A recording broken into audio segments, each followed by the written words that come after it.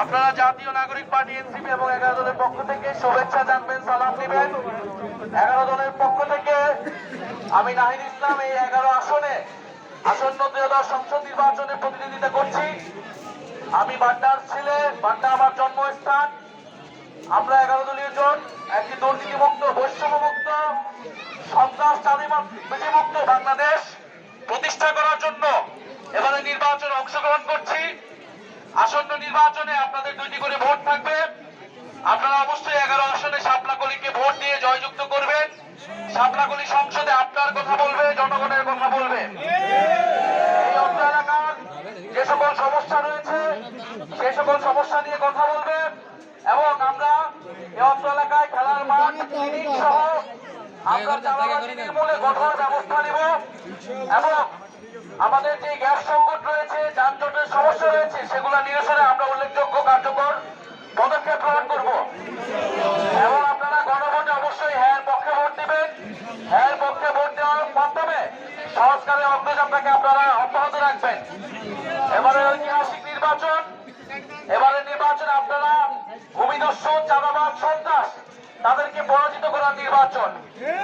এবারে নির্বাচন নতুন বাংলাদেশের যে যাত্রা অভ্যন্তরের পরে শুরু হয়েছে সেটা চালু রাখার নির্বাচন। এবারের নির্বাচন শরীফ ওসমান হাদি যে কারণে শহীদ হয়েছে সেই ইনসাফের বাংলাদেশ কায়েম করার নির্বাচন। শরীফ ওসমান হাদি মাত্র 30% টাকায় জমির মালিক হয়ে নতুন বাংলাদেশের গড়ে তোলার স্বপ্ন দেখা বাংলা বসতি। হত্যাকারীকে বিচার করব। জুলাই গণ অভ্যুত্থানের সকল হত্যাকারীকে আমরা, সকল অভিযুক্ত অপরাধীকে আমরা বিচার করব। আপনারা 11 আসনে আমাদেরকে সুযোগ করে দিবেন। আমি এই এলাকার সন্তান, এই মাটির সন্তান। হারি জিতি সবসময় আপনাদের পাশে থাকবো, আপনাদের সুখে দুঃখে লড়াই করে যাবো ইনশাআল্লাহ। আর আপনারা কোনো ভয়, ভীতি, রক্তচক্ষুকে ভয় পাবেন না। ভয় পাওয়ার দিন আমাদের 5ই আগস্ট শেষ হয়ে গিয়েছে। আমরা একদল স্বৈরাচারীকে বাংলাদেশ থেকে হটিয়েছি, নতুন কাউকে স্বৈরাচার আমরা হইতে দেব না। ফলে ভয়ের কোনো কারণ নাই। নির্বিঘ্নে, নির্ভয়ে আপনারা যাকে পছন্দ, যাকে সমর্থন করতে চান প্রকাশ্যে তাকে সমর্থন করবেন।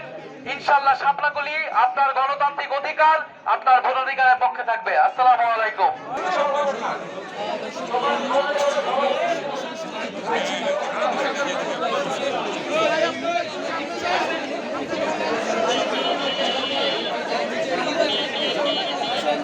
এনসিপি অর্থাৎ জাতীয় নাগরিক পার্টির আহ্বায়ক নাহিদ ইসলাম। দর্শক দেখানোর চেষ্টা করছি এই মুহূর্তে বাড্ডা থেকে ঠিক কিছুক্ষণ আগে বাড্ডা এলাকায় যে মসজিদের নামাজ আদায় করে কিন্তু তিনি